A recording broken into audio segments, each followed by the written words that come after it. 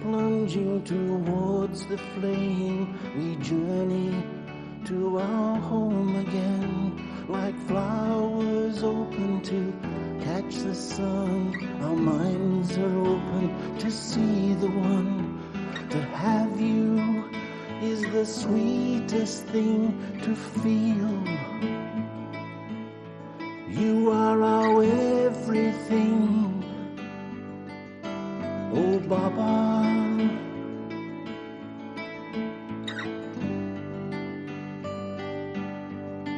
Dearest Baba,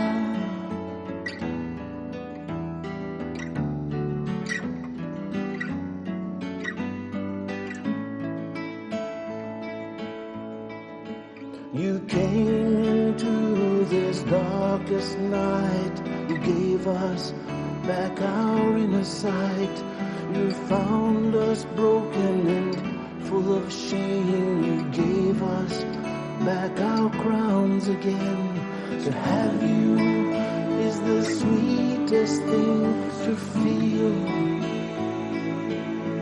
You are our everything,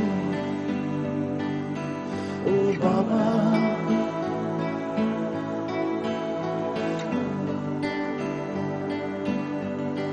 Dearest Baba,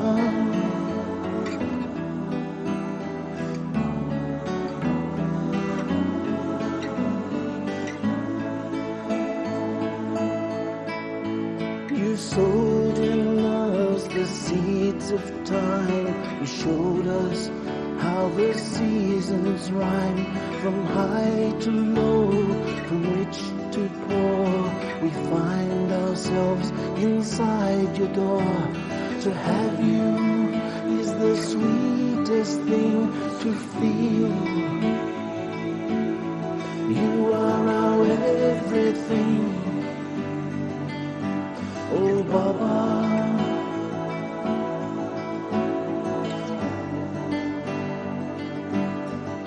Dearest Baba,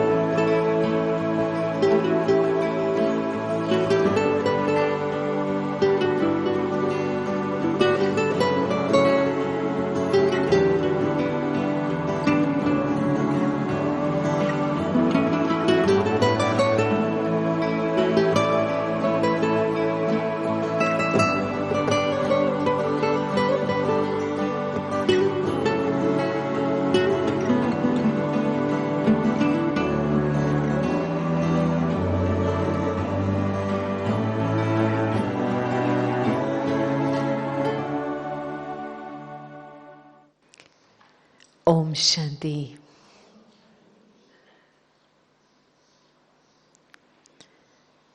Wasn't the song beautiful? Baba, you are my everything. And one of the lines that touched the heart was, dearest Baba. Nearest and dearest Baba. And I felt that,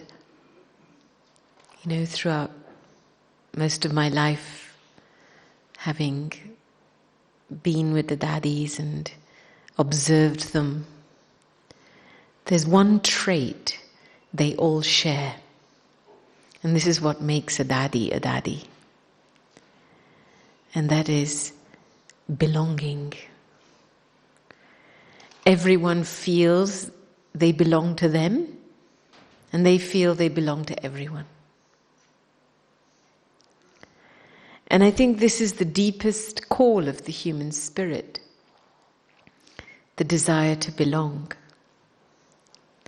And yet in the journey of belonging, finishing all longing is the key. Making Baba your world and making Baba your everything. And that's what the daddies represented, which is what enabled them to embrace the world and the world to embrace them. You know, in Pandav Bhavan, before Gyan Sarovar was built and Shantivan, in the mornings we would pile into Daddy Kumarka's room, then Daddy Gulzar's room, and they'd be putting their sari on, getting dressed. And it's a little bit like in bhakti, you know, when you go to the temples and they're dressing the idols and the deities. It's almost like their sense of belonging to Baba just made them so inclusive in every area of their life. And so you could watch every act of theirs without them feeling body conscious, like, you know, oh, well, we've just come out of the shower, we're getting dressed, do you mind? We need some privacy. This would be the normal reaction. But for them, in that feeling of belonging, there's no sense of privacy. It's quite remarkable.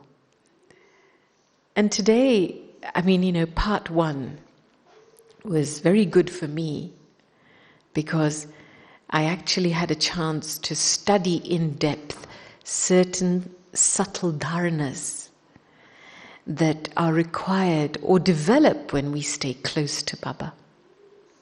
And today, more started bubbling out. And so, the first place I want to start is this whole thing of altruism. You know, one of my experiences of Daddy Janki and Daddy Kumarka and Daddy Gulzar, in particular these three, and all the daddies actually, is just their pure-heartedness in everything. And to live in Sangam Yuga means to make the effort to live on Baba's heart throne. And if I'm not experiencing being on Baba's heart throne, then I need to check what kind of effort am I making. And I think accompanied with that is the development of a very pure heart, an altruistic heart. You call it selfless, free from desires, whatever other language, but the word altruism was very strong for me. And I was just reflecting on some of the stories that I've heard about Daddy, or I've heard Daddy share. And there were three particular stories that stood out for me in this whole development of an altruistic attitude, a pure-heartedness that has no knowledge of desire. So it goes even beyond being sincere. Yeah. And one of the first stories was the story that she used to tell when in the early days in Karachi, when they'd moved, and they were all in different bhavans because the law didn't allow them to stay together as a community. And so Baba was allowed to stay with his family and a few brothers, and then Mama and some of the daddies and the Kumaris stayed, and then they put Daddy Janki in Bal Bhavan. And Bal Bhavan was where all the children were, and there was this kind of old Mataji who was a little bit cranky in her nature, and Daddy Janki was put there, away from all the other daddies. And so she felt it a bit. Why am I here in Bal Bhavan with this cranky old mother and these kids, and I want to be with Mama and the other daddies. They're all having chit-chats. And so one day, she told Mama this. And Mama said to her, but you are Janak, aren't you? And Janak is the Videhi trustee, the bodiless trustee. And Daddy said from that moment on, all resistance she'd felt to being in Bal Bhavan finished. She accepted where she was. And she developed such a good friendship with this Mataji, that many of the sisters commented that not many people can get on with her. How do you get on with her? And I remember that story touched me very much because I realized that, this whole stage of being a bodiless trustee, where nothing is mine and then whatever I'm given in trust to look after, allows all of my specialities and qualities to be used in that moment. If I'm not a bodiless trustee, maybe there's some form of desire, what I want to get done there, maybe I want to be somewhere else. And it just means that all the hidden specialities and qualities in the soul can't emerge. And that was one of the first lessons, I think, the lesson of deep acceptance. Acceptance is created when I let go. I let go and I allow myself to be a bodiless trustee, so that all my resources suddenly become available to enrich the situation I'm in, enrich wherever I am. And so I just want you to take a moment and just reflect in your own life right now. Is there any situation you're in where you may need to practice being more of a bodiless trustee?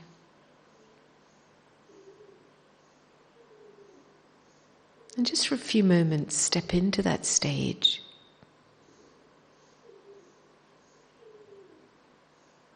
And feel how it'll change your response to the situation you're in.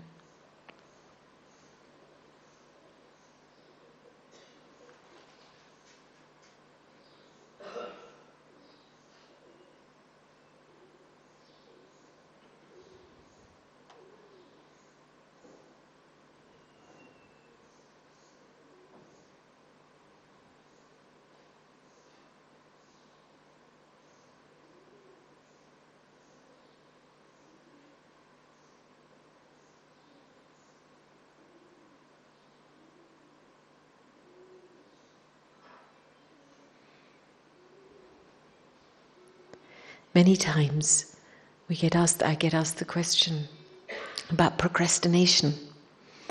Why is it that sometimes we delay, or there's a laziness and the task gets delayed and you just keep putting it off?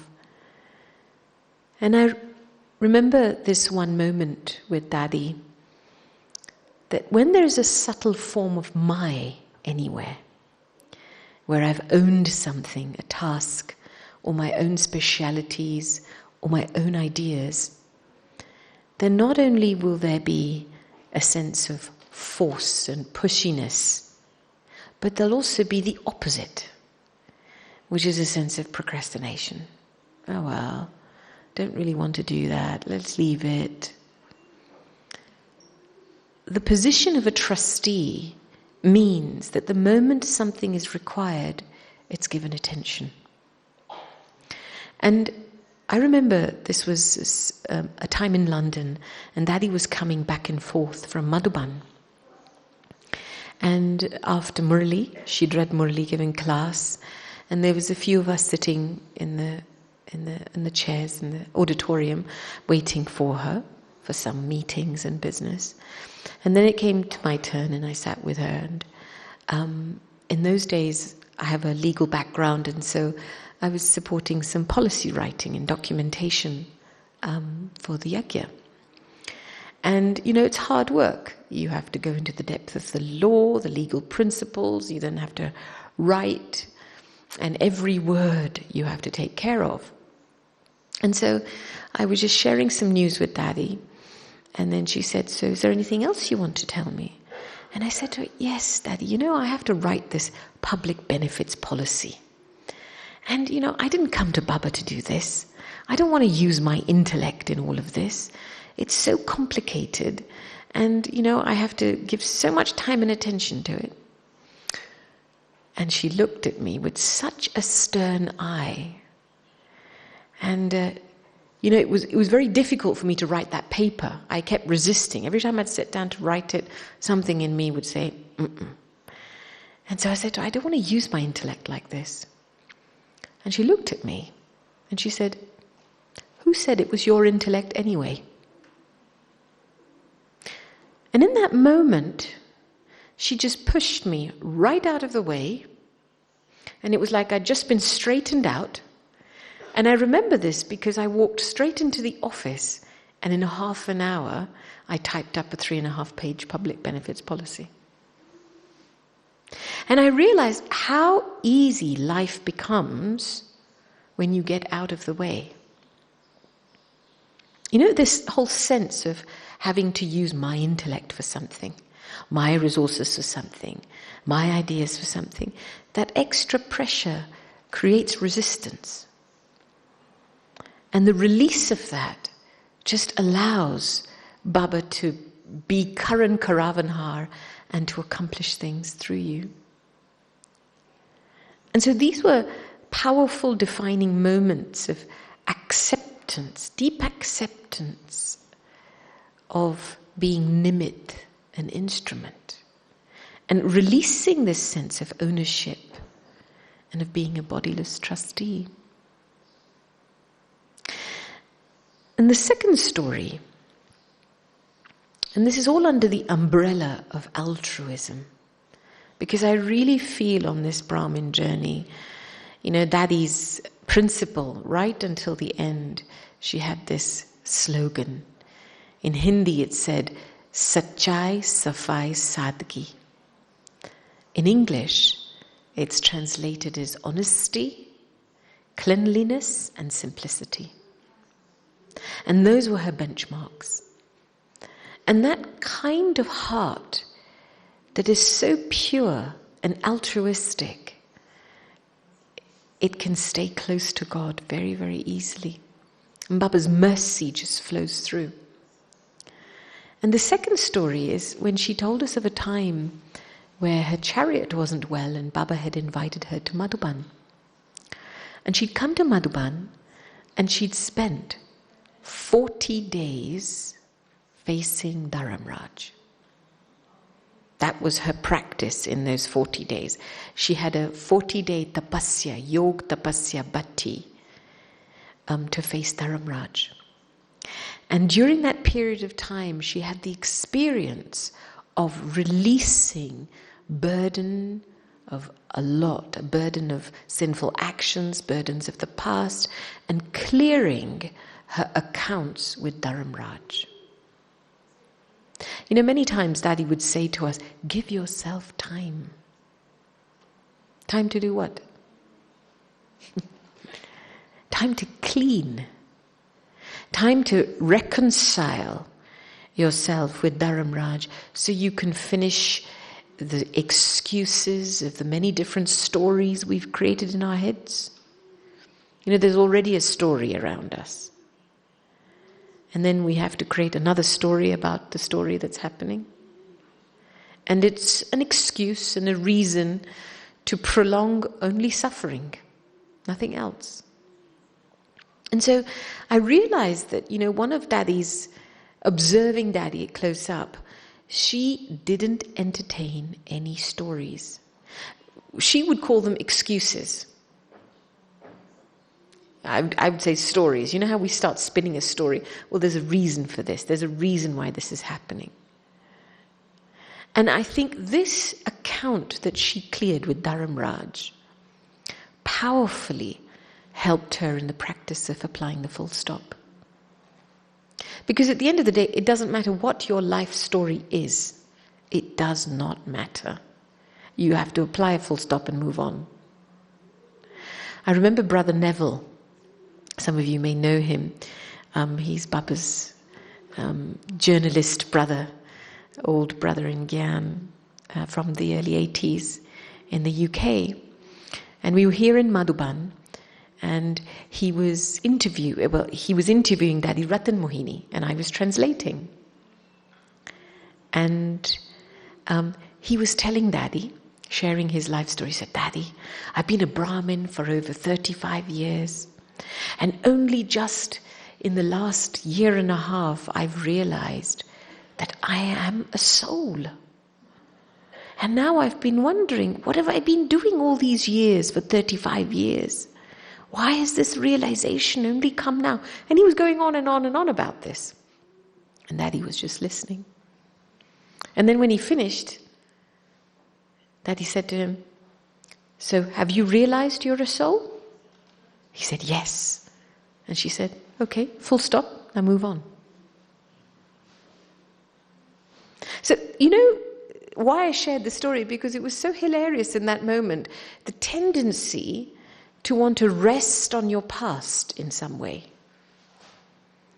You either tell a story about what you've done, you tell a story about how you've realized something, you tell a story about this, you tell a story about that. Well, take the nugget out of it. Put a full stop to the rest, take the realization and move on. And that's how you consistently stay a learner. And this is what I loved about the daddies, is they never rested on any laurels. You know, that's an expression in Hindi. They're not resting on anything, any achievement of the past or their history or whatever, their time with Sakar Baba. Yes, Daddy's aim definitely was to give us the sustenance that Baba gave her. But she never rested in the story. It was always what I've learnt from Baba, and taken that on board and recreated herself through those learnings. And it keeps the soul young. It keeps the soul humble. And it keeps the soul fresh. So that was the second one, the whole thing of cleaning my account, finishing the story. It's very important on the journey of being pure-hearted. And then the third thing, you know, a big part of purity is benevolence. So much is connected with the quality of purity. Benevolence, mercy, compassion. And when I say benevolence, there's a sense of a feeling of generosity, a feeling of softness, a feeling of abundance, a feeling of giving. It's just a feeling of wanting everything that is good for everyone. And it was a story that Daddy had shared about how, and I think this was in Bombay, that Baba used to frequently come to Bombay. And after breakfast, after class one day, Daddy was having breakfast and Baba arrived.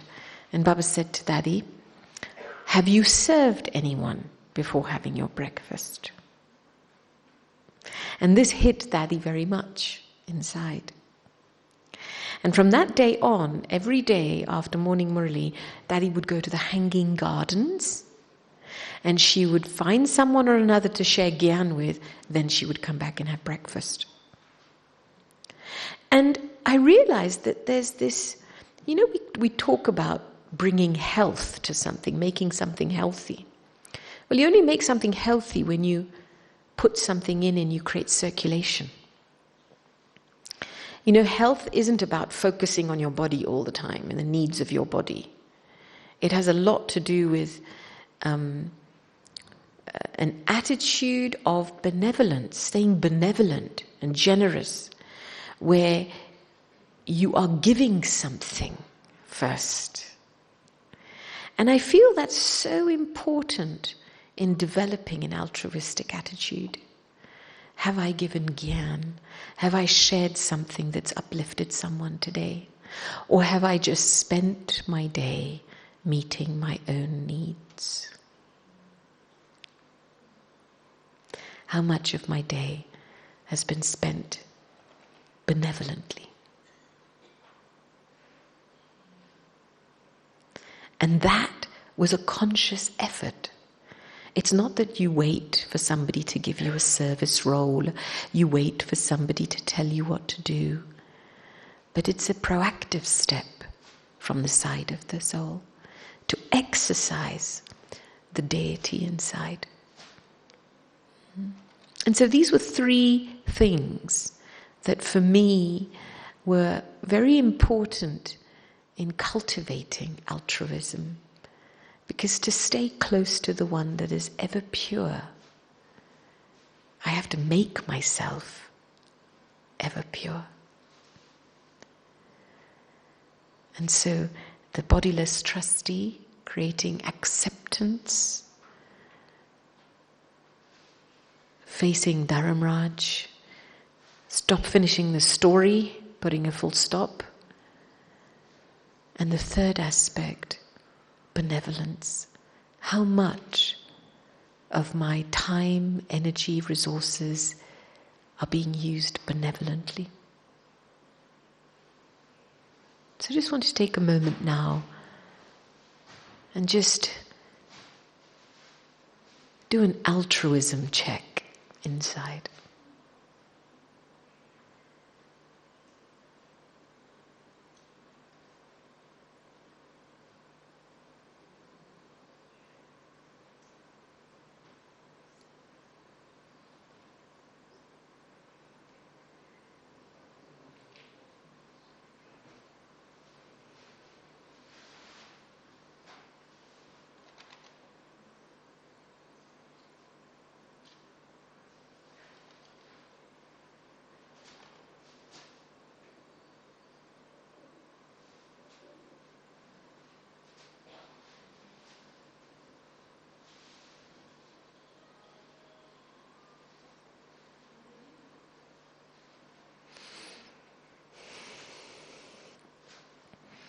In part one, I talked a lot about attentiveness. One of the main criteria, attention on Baba. Because as we know, where attention goes, energy flows. You create a bond with whatever you pay attention to. And in particular, I was remembering a particular story with Daddy Gulzar. And I think this was, I'm not sure what year, but it was when little Mohini Ben of Madhuban left her body. And before she passed, 3 weeks before she passed away, Daddy Gulzar had had her first incidents of water in her lungs. And so she'd been taken to Ahmedabad, Sterling Hospital. And I was in Greece at the time. And 3 weeks later, when I'd heard of the incident of Daddy going into hospital. We'd started having yoga after class for her. And then 3 weeks later, when I heard that little Mohini Ben had passed away, I decided to come to Madhuban because I've had a very old childhood connection. And I just came for 4 days. One day travel, and then one day Madhuban, one day the funeral, and then the next day I was on my way out. And I stopped in Ahmedabad to meet Daddy Gulzar. By that time, she was already in the center. And Neeluben said to me, go and entertain her. And I thought, she was sitting alone in the room. I thought, how am I going to entertain this Daddy? She's not really interested in news of the world or any gossip or anything like that. So what shall I talk about? And so I said, okay, I thought, well, let me talk about Baba, because that's her world. So I said to her, Daddy, you've been through all this, you've had water in your lungs, they've put, things in you to drain the water out of your lungs and whatever. Where is Baba in all of this? Does he come? And she said, yes, Baba comes. And I said, well, what does he do when he comes? And, I was expecting her to say, well, he comforts me, massages me, gives me love. And she said, yes, he comes, and he comes in the form of a checker. I went, what? A checker? So what does he come to do? He comes to check your health? He comes to check your what? And she said, yes, he sees everything, he sees my health, but he comes to check where my attention is. Now, this is a Daddy. Okay, you would say she's the chariot of Baba, she's going through a physical test paper. You would think at least God has some mercy to perhaps come as the comforter of hearts or the mother. No. Baba comes as the checker. He's checking where is the child's attention right now. We know when we're talking about the destination of becoming Bap Saman, it's not like going to your auntie's home. God is very, very selfish. He requires full attention. And I was dumbstruck in that moment, and I'm thinking, but you're a daddy, and God is checking your attention levels? And then I said to her, a lot of people nowadays ask, time is moving on, and service is increasing, and it's end times are near. What should we be paying attention to? Service, yoga, what should we be paying attention to? And she went quiet, and she said, everything. And in that moment, it was like just a little window of realization opened, where I felt like when there's that level of attentiveness in Baba, with Baba, you do become available to accomplish whatever's in front of you. You don't have to compartmentalize your life, but it allows Baba to remain Karan Karavanha with you in that moment. And that's how much is needed. All the daddies have been through incredible test papers of their body. Because if there's one thing that does destroy altruism, it's body consciousness. When people get sick, then thoughts come. What kind of thoughts come? Oh, who's going to look after me? I must, how am I going to be supported financially? I mean, Brahmins have these thoughts. Center coordinators have these thoughts about their future. And immediately, in that kind of thinking process, you start to lose a level of that altruism. And I find it very interesting with Daddy, for example. And there's a number of different blessings that Baba has given Daddy in relation to her health and her body. If you look at Daddy, from a very young age, she had a lot of problems, health problems, bronchitis, she had a cough, her best friend, and yet she lived to 104. In living to 104, it's not that she sat and did nothing. I mean, between 60 and 104, she helped service expand into 120 countries worldwide. Like, it was phenomenal. And so what was the secret of her longevity? And Baba would always remind Daddy to rest, because Daddy's will and enthusiasm to bring benefit to others. But there's a number of different blessings I want to share with you before I kind of share a story, a personal story, that perhaps may illuminate what it takes to stay balanced on the field of service, especially in relation to your body. So this is a blessing that Baba gave on the 26th of February 1995. And Baba's telling Daddy, you are a conqueror of matter, are you not? It is the duty of matter to make you fluctuate. It is the duty of matter to make you fluctuate. And your duty is to shake matter. It is good. Because you don't take rest with love, you are made to rest with compulsion. It is just that she has a lot of love for service. She has such enthusiasm that no one should be left out, no one should be deprived. It is like that, is it not?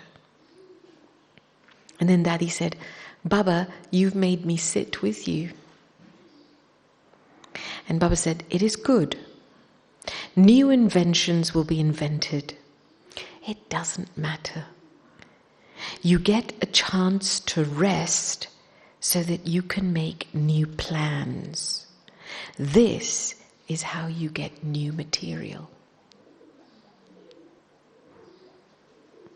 Such a beautiful take. Because Daddy's health in those times was up and down, and for Daddy to sit still for any length of time was not easy. And yet, Baba saying that rest is a time to create new inventions. And then, another blessing that Baba gave Daddy on the 9th of January 97. And Baba's saying to her, you are making your body move with your own courage and everyone's blessings of cooperation. At the right time, the body cooperates. This is known as receiving extra help through blessings. You have to give the body a little rest. If you don't give it rest, it creates complications. When others want something, you give them that, do you not? Some want peace, some want happiness, some want courage, and so you give them that. So give the body whatever it needs. It also needs something. This body is something valuable entrusted to you. You have to look after it. You are making it move along very well with courage.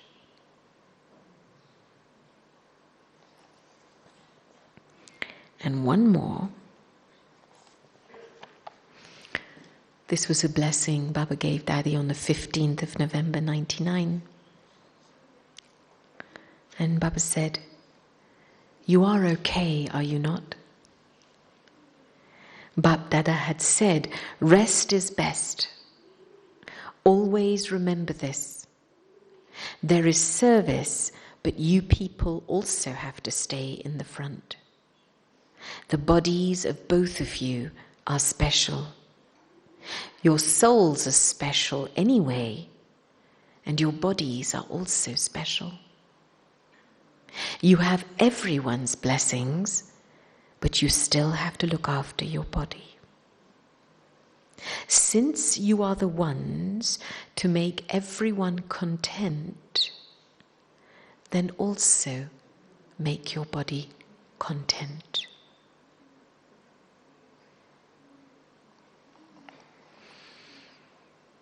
Just take a moment and just check in with your own body right now. To what extent have you learnt the art of making your body content?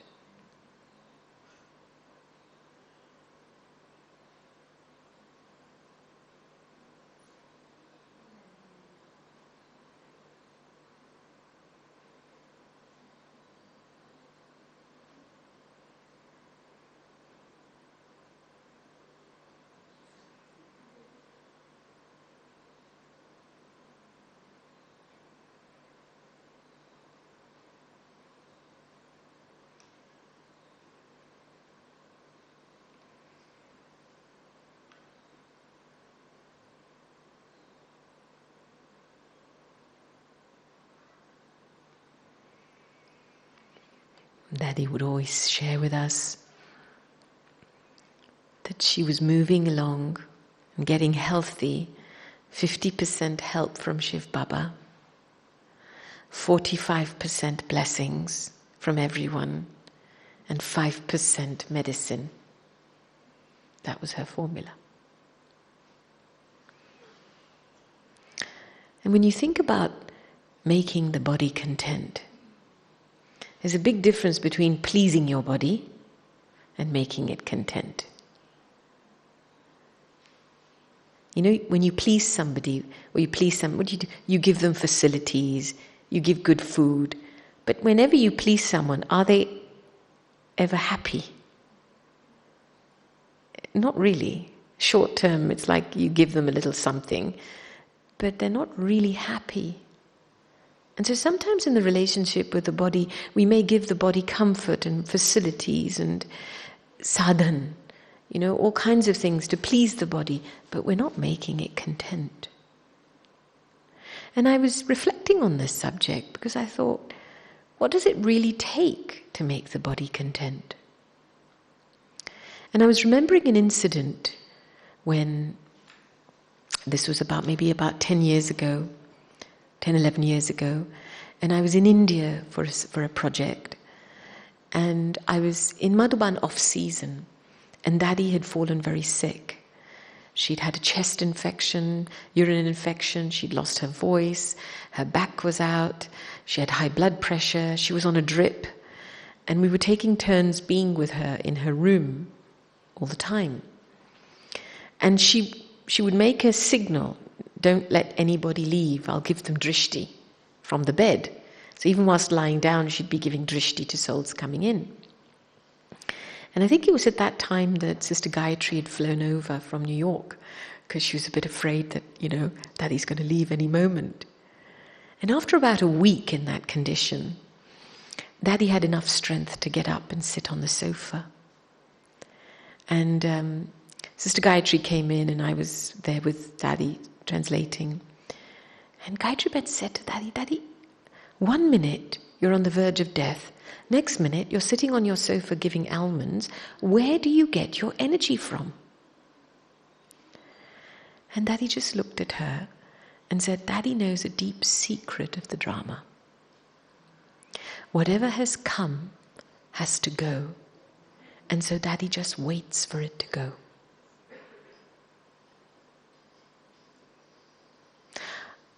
And I was stunned by that response in that moment because it deeply revealed to me the power of patience. This was one of Daddy's biggest strengths, the power of patience. In understanding the secret of the drama that whatever has come has to go, stay patient. And that way you can allow what needs to happen with the body, and you create a sense, a measured, a sense of easiness inside. No, so there's no extra thoughts. Oh, I've gotten sick. Oh, let me analyze my illness. Let me analyze the medicine I have to take. Let me go read up about it. No. Whatever has come has to go. So just wait for it to go. And that's so beautiful because for me that level of patience is the bedrock for tolerance and contentment, for allowing Baba's love to reach the vehicle, to heal whatever needs to be healed, and for me to really make this body content. The power of patience is a very deep subject. And when I think of the two powers that have particularly helped Daddy in becoming a conqueror of matter, it's the power of patience and the power to adjust. No complaints. Whether she has one chapati, if that's all that's there, she'll eat it. Whether it's anything, there's no complaint. Why isn't there this? There could be more of this. No, none of that. And I realized that when there's a deep, and we cultivate a very relaxed and peaceful state of mind, because we know the drama is intelligent. It will bring something and take it away. And I'm able to flow with the drama to develop that patience. It's almost like then I can start to enable everything in my life to be used in a worthwhile way.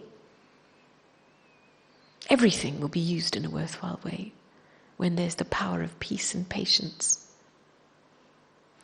And that was one of the secrets that Baba had shared with Daddy, that in order to become a conqueror of matter, you have to use everything in a worthwhile way. And it's not something where you sit and make a plan of how to use everything. It's a very deep, subtle state of attitude, where you put yourself in a place of peace and synchronicity with the drama and with Baba, that enables your thoughts, your words, and your resources to be used in the most benevolent way possible. So the relationship with the body and looking after the body, and especially in these times now when karmic accounts are being settled at such a fast speed, because there isn't a finale moment and no accounts can be taken over. Even Baba has to give us the return of everything that we have done, perhaps in service. The accounts have to finish. And there was a Murli in which Baba had once spoken, where Baba had talked about the storms of untimely death being the reason and the method by which karmic accounts get settled. Because karmic accounts get settled through a quick death and a quick birth. You know, Baba talks about the jail of the womb, where your karmic accounts are settled, and a quick death. And so many storms from time to time in the world you'll see, maybe an earthquake or the Bhuj, a natural disaster that happened. And these are storms of untimely death that are instrumental in helping to finish karmic accounts. Because as we come to the finale moment, nothing of anybody's account can be taken over into the next birth. And so, of course, one of the mechanisms that we also settle accounts is through our bodies. And yet, our attitude to our bodies can either enable us to settle it very easily with happiness and a sense of, with feeling of being blessed, or painfully suffering. And a lot of it depends on how much power of patience and tolerance I've developed inside to be able to keep myself content.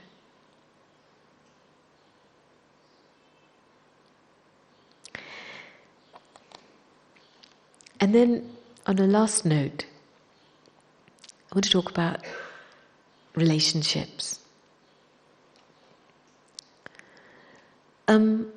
Very rarely, I think in my own life, has Daddy ever asked me, "How are you?" You know, her drishti was like her laser beam. She could scan you in seconds with her drishti. Sometimes people would complain, "Oh, Daddy, you don't give me drishti whilst I'm taking Toli." And I would say to them, "It's great she's not giving you drishti. It means you're okay." You know how sometimes on these aeroplane screens you have this radar, and then if there's something wrong, there's a red dot that comes? And so then you know there's something wrong. So I said, well, if there's something wrong, then her drishti hones in on you, because it's something on the radar screen. So it's fantastic. It means you're already merged in her awareness. So it's great she's not giving you drishti. Because drishti isn't something that's physical eyes. Drishti has a deep connection with smriti, awareness.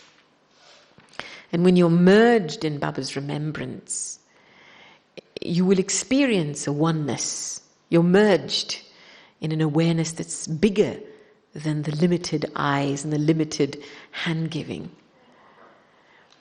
And I realized that one of the, well, I will call it a no interference policy. Because, you know, it was quite remarkable to watch how Daddy supported and everyone's spiritual journey, but didn't interfere into anyone's karmic accounts.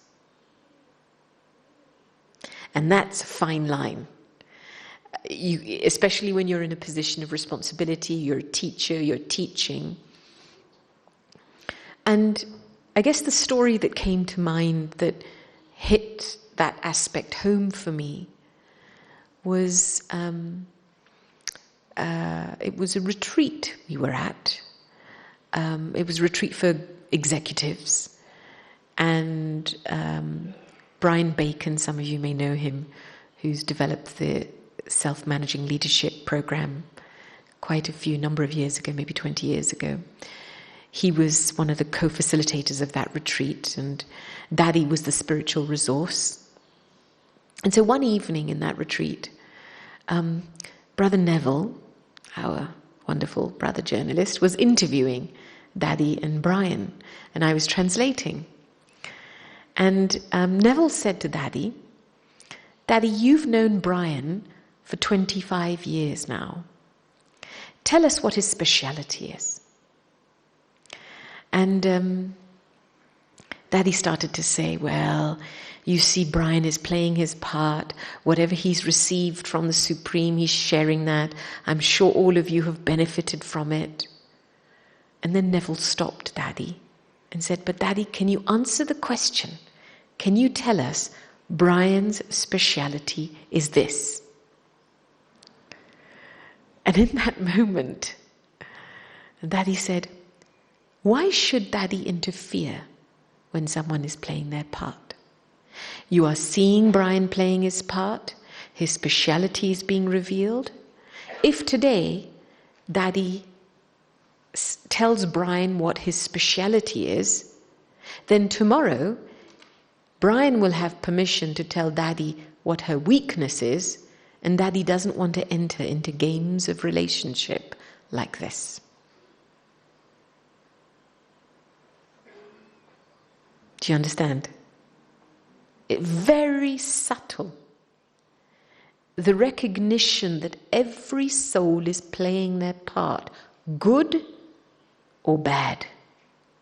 There is no need for me to intervene, to comment, to praise, to judge, because you end up creating a very subtle dynamic of familiarity.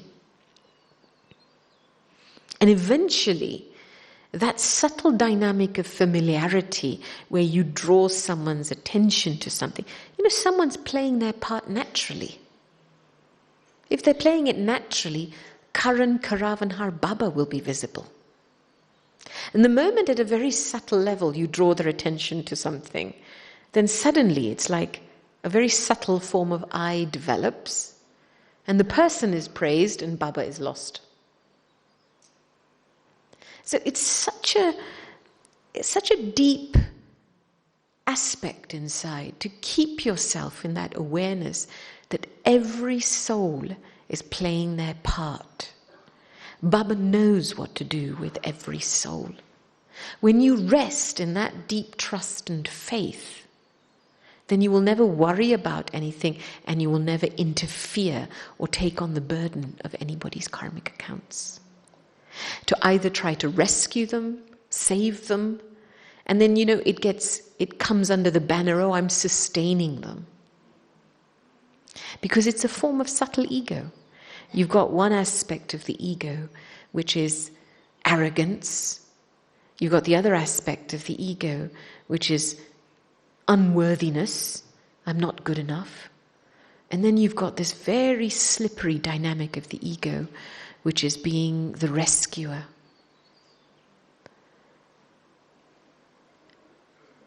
And actually what you're doing is maybe interfering in the dynamics of someone else's karmic account, which is none of your business. So some powerful lessons from the dharnas of these daddies that for me are a reminder as to what it takes to really stay close to Baba and be a true-hearted instrument for Baba and to become Bab Saman.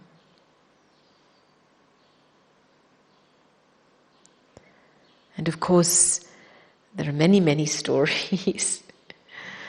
But maybe I'll share one last one, and then we'll call it an evening. I think in part one I talked about the proof of love is to finish waste. And being with Daddy was definitely zero waste at all levels. And I learnt a powerful lesson one time. We were here in Madhuban, and in those days, and this is maybe going back about 30 years ago, 25, 30 years ago. No, 25 years ago.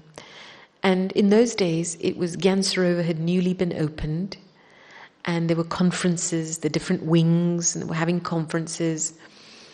And then, Shantivan was being constructed, and we would go up and down the mountain, and maybe 3 or 4 times a day. Daddy would do Murli class downstairs, have breakfast, come up, do a class here, and then go down for lunch, have a rest, and then come up again for evening class, and then go down again. And so on one particular day, it must have been our 3rd time going down the mountain.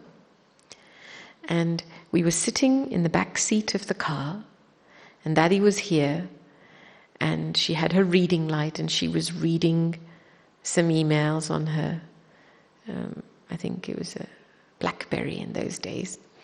And she had something to drink in her other hand. And I was sitting next to her, and I was starting to feel nauseous and giddy because, my stomach wasn't doing so well going up and down the mountain too many times a day. So I was sitting with my head back. And then a little bit into the car journey, Daddy says, "Gopi, pull out your notebook and pen. I'm going to dictate to you some responses." And I thought, oh no, I feel so sick. If I look down, I'm going to start to vomit. But I did that. I pulled out the notebook and pen, and I wasn't feeling well. Nausea was building. And I suddenly had this sensation starting. So I told the driver to stop the car. And I said, "Just stop the car, wherever it is." And he pulled over. I got out of the car, and I took a few deep breaths. He had half a lemon. I took a few drops of lemon and just composed myself so that I wouldn't, do something that would embarrass me. And so after about 5 minutes, I'd composed myself, and I got back in the car, and she turned round and looked at me, put her spectacles down and looked at me, and she said, "That shouldn't happen to you." And I just looked at her, and I just put my hands together, and I said, "You know what? If there was a normal person, they would ask me, 'Are you okay? Do you want a glass of water? Can we do something for you?' But you say to me, this shouldn't happen to you. You're like 4 decades older than me. You eat, you drink, you talk in the car. Nothing happens to you. Why does it happen to me?" It was like a little moment of this child, indignant child going, "What? Give me some love." And in that moment, I said to her, "You eat, drink, do everything, and you don't even ask me if I need a glass of water. So why doesn't it happen to you? Why does it happen to me?" And she smiled and she said, "Do you want to know?" I said, "Yes, please." And she said, "You people waste your time and energy in small, small ways of small, small things." She said, "What were you doing at lunch? You were sitting with Pravina and you were talking about unnecessary things. Daddy caught the vibration." "Okay, yes, Daddy." And she said, all of these little moments of wastage accumulate as a burden inside the soul. And so then you have to suffer in ways like this. Because in Hindi it's like bhogna padta hai. You have to settle that burden. And so then you have to settle that through the body in small, small ways like this. You may wake up in the morning, you may feel uneasy, not so well today, mood off. You're climbing some stairs, you suddenly feel dizzy. And so, in those moments we think, oh, it's just physical. But we don't realize that it's the byproduct of an accumulated burden of waste. I honestly could have hugged her in that moment. This was Daddy's love. It wasn't a love that was a superficial love. It was a very, very truthful and knowledge-based love that allowed somebody to be liberated from the deception of their own condition in that moment. And that's what I deeply, deeply appreciated that particular soul for, and the role that she played in my life as a very, very truthful friend. And to finish off with, I said to her, "Daddy, I love you." And she said to me, "Baba loves you."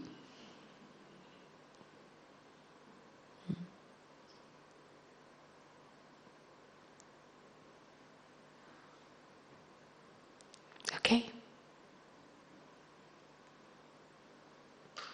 Thank you. No. So let's take the fragrance of these wonderful learnings and memories from our precious ancestor souls and allow that to filter into our lives.